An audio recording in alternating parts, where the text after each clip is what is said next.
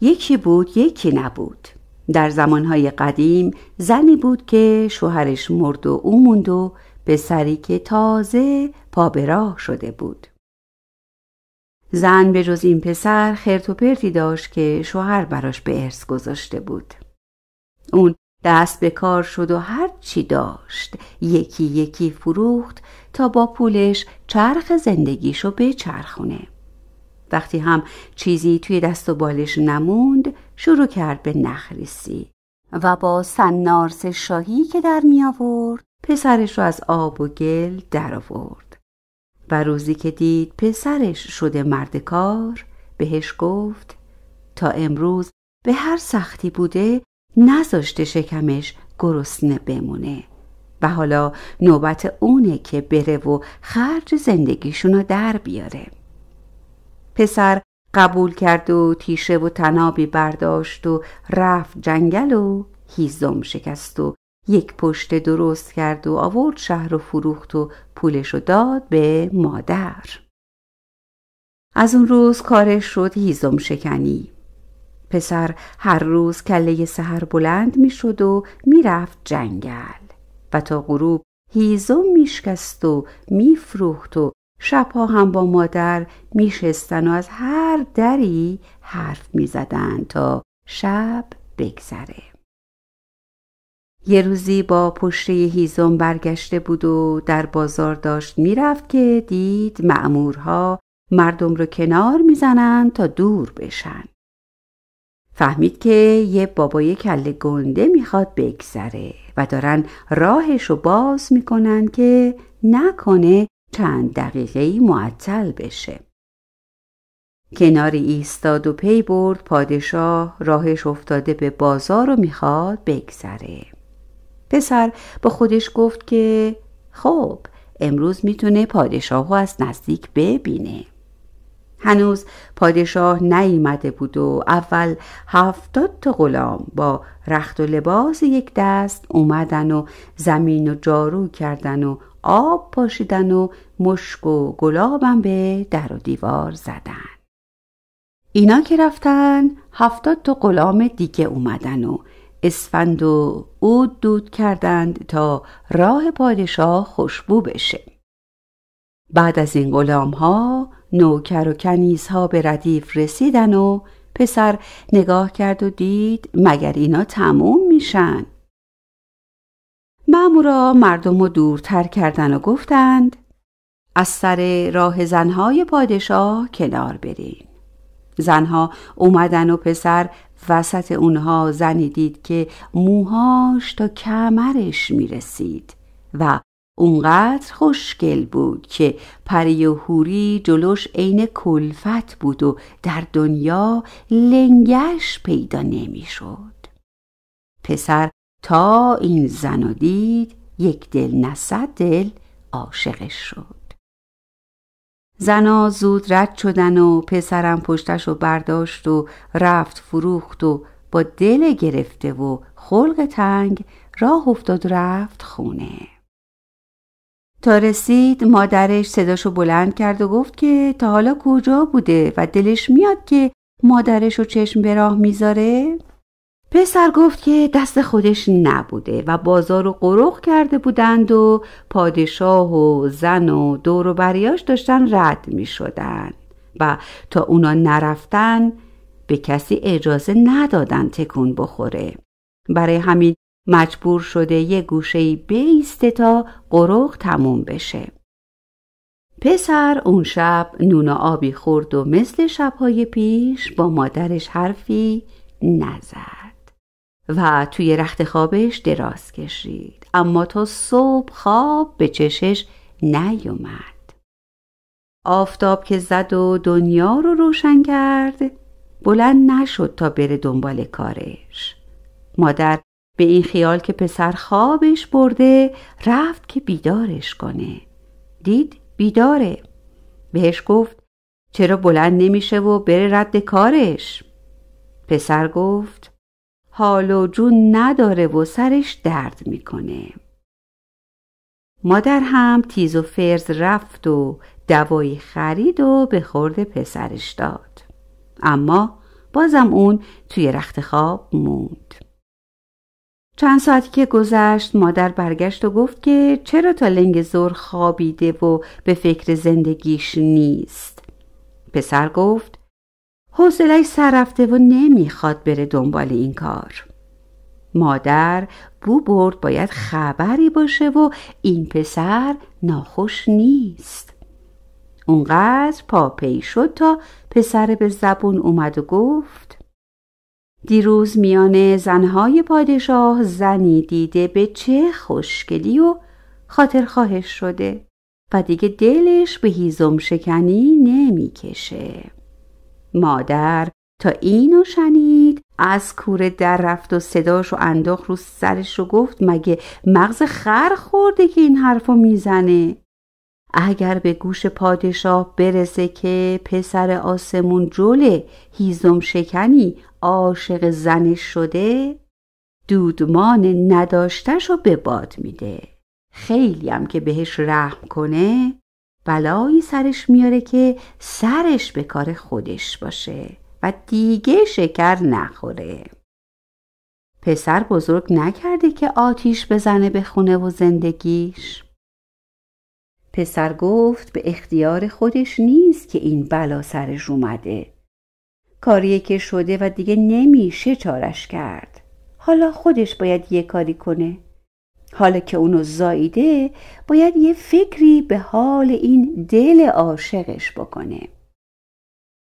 اون روز مادر ولش کرد به حال خودش باشه و رفت پی کارش. گفت امروز رو که توی رخت خواب بمونه خسته میشه و دست از این حرفا بر میداره. ولی شب شد و روز شد و روزها پشت سر هم گذشت و پسر توی رخت خواب موند و از جاش تکون نخورد. مادر قربون صدقه پسرش رفت. گریه و شیون راه انداخت، به سر و صورتش زد و موهاشو کند، ولی پسر هیچ اعتنایی نکرد و سرش رو از روی بالش بلند نکرد. مادر وقتی دید کار داره بیخ پیدا میکنه رفت پیش زن همسایه که سرد و گرم روزگار رو دیده بود و تا دلت بخواد افسانه بلد بود و دهن گرمی داشت. سفره دلش رو پیش پیرزن باز کرد و همه چیزو گذاشت کف دست زنه و گفت نمیدونه با این بلایی که افتاده به جون پسرش چه خاکی به سر خودش بریزه. پیرزن هیچ تعجب نکرد و گفت خاطر خواهی که گناه نیست، باید فکری به حالش کنن تا اون به عشقش برسه یا اینکه به دلخواه خودش از سرش بیفته. پس زود چادرش رو به سرش انداخت و رفت کنار رخت خواب پسر نشست و گفت باید بگه عاشق کدوم یک از زنهای پادشاه شده تا اون چاره‌ای برای کارش بکنه. این پادشاه 40 تا زن داره و اون نمیدونه که اون خاطرخواه کدوم یکی شده. همشونم موی بلند دارن و خوشگلن. اگر خوشگل نبودن که پادشاه اونا رو نمی گرفت. پسر گفت این زن قد بلندی داره و موهاش تا تو کمرش میرسه و رنگ پوستش هم گندمگونه. پیرزن گفت خب اینا سر جای خودش، حالا بگو که پول و پله‌ای هم تو دست و بالت هست یا نه؟ پسر آهی کشید و گفت یک کمی خودش داره و اگه مادرش هم کمک کنه چند سکه‌ای میشه. پیرزن اینا رو که شنید تیز و فرز بلند شد و دست به کار شد. این زن که در کلک و حقه دست شیطون از پشت بسته بود کاری کرد که بتونه پا به حرم سرای پادشاه بذاره و رفت پیش سوگلی پادشاه و خودشو طوری برای زن عزیز کرد که سوگلی حاضر نبود 1 دقیقه بدون اون سر کنه. با زنهای پادشاه از هر دری حرف زد و پی برد که جان وزیر به پول بسته و سر کیسه رو که شل کنی دست به هر کاری میزنه. از اونجا خودشو انداخت به خونه وزیر تا شاید به کمک این بابا کارشو پیش ببره. کارش هم زود گرفت. اونقدر برای زن وزیر زبون ریخت و گل گفت و گل افشاند که زن وزیر جون میداد که اون یه ساعتی کنارش بشینه و باهاش حرف بزنه. حالا باید سکه ها رو میچسبوند به کارش. اون چند سکه طلایی که دارایی پسره و مادرش بود گذاشت توی کیسه کوچیکی و انداختش به گردن و چادرش رو سرش کرد و راه افتاد و رفت خونه وزیر و تا تنگ غروب پرچونگی کرد. همین که هوا تاریک شد بلند شد تا برگرده خونش، ولی کیسه پولو در آورد و به زن وزیر داد و گفت دیر وقت شده و میترسه که توی راه گرفتار دزد و دغل بشه و این پولم از دستش بره. پیشش باشه جاش امنه. دل زن وزیر به حالش سوخت و گفت که خب شبا همونجا بمونه تا روز بشه و با خیال راحت بره. پیرزن که اینو از خدا میخواست همونجا موند. وزیر که اومد این دفعه سر حرف و با وزیر باز کرد و زودم خودشو تو دل این بابا جا کرد و فرصت که پیدا کرد گفت حاجتی داره که فقط به دست اون رو به راه میشه. وزیرم قبول کرد که هر حاجتی داشته باشه برآورده کنه. پیرزن گفت باید قسم بخوره. وزیر بو برد که باید کار سختی باشه، ولی قسم خورد و پیرزن تا وزیر رو قسم داد سکه ها رو گذاشت کف دست این بابا و گفت ازش میخواد جوون هیزم شکنی رو که عاشق سوگلی شاه شده و از قصه دست به هیچ کاری نمیزنه رو کمک کنه تا به مراد دلش برسه. وزیر تا حرفای پیرزن رو شنید خیلی تعجب کرد و خواست یه عکس‌العمل نشون بده، اما به احترام موی سفید پیرزن جلوشو گرفت و گفت اگه به جای مادرش نبود همینجا گردنشو میزد تا دیگه از این حرفا نزنه. اینو گفت و زود بلند شد و رفت به اتاق خودش تا پیرزنه دیگه زبون نریزه. اما پیرزن به جرأت داد و دوباره رفت خونه وزیر و تازه سفره رو پهن کرده بودن که نشست کنارشون تا چند لقمه غذا بخوره. سر سفره هم پرچونگی رو کنار نذاشت و از هر دری حرف زدن و حرفو کشید به جوان و چون چند سکه بهش داده بود وانمود کرد بازم میتونه سر کیسه رو شل کنه. وزیر هم که طمع برش داشته بود قول داد کمکش کنه. به پیرزن گفت از قول اون به پسر بگه یه دست لباس سفید بپوشه، کفش تازه‌ای هم به پاش کنه و سوار اسب کبودی بشه و بیاد در قصر رو بزنه.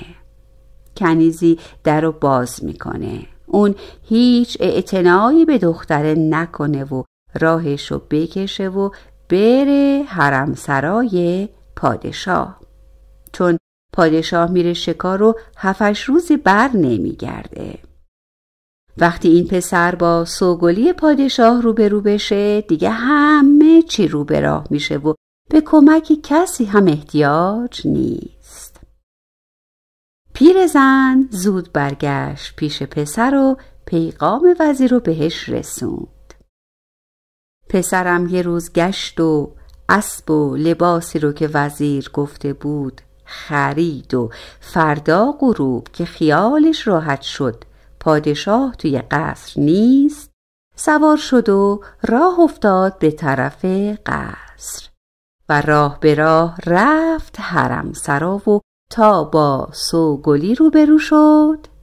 زنم از ته دل خاطر خواهش شد و پسر رو دعوت کرد و برد به اتاقش و 7 شب و 7 روز کنار هم بودن و قرار و مدارشون رو با هم گذاشتن که چیکار بکنن و چیکار نکنن. سر 7 روز پادشاه از شکار برگشت و به پسر خبر دادن. اونم زود جنبی تا فلنگو ببنده.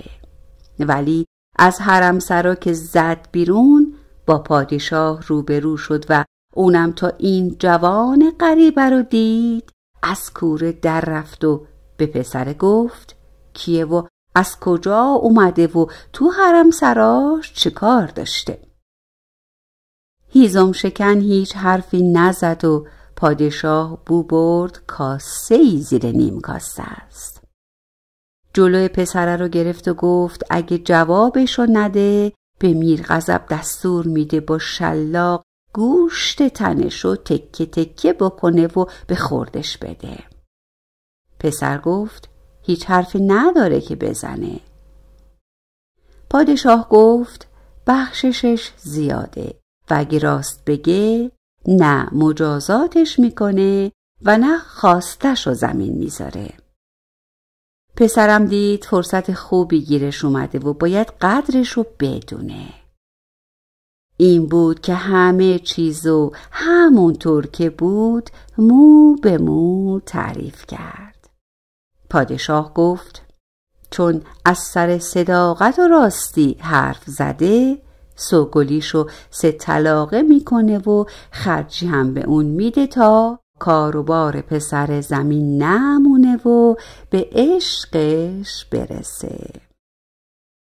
پسر هم به این صورت زن زیبایی رو به دست آورد که عاشقش بود و هم صاحب مال و منالی شد و رفت سر خونه و زندگی خودش و سالهای سال با هم زندگی کردن.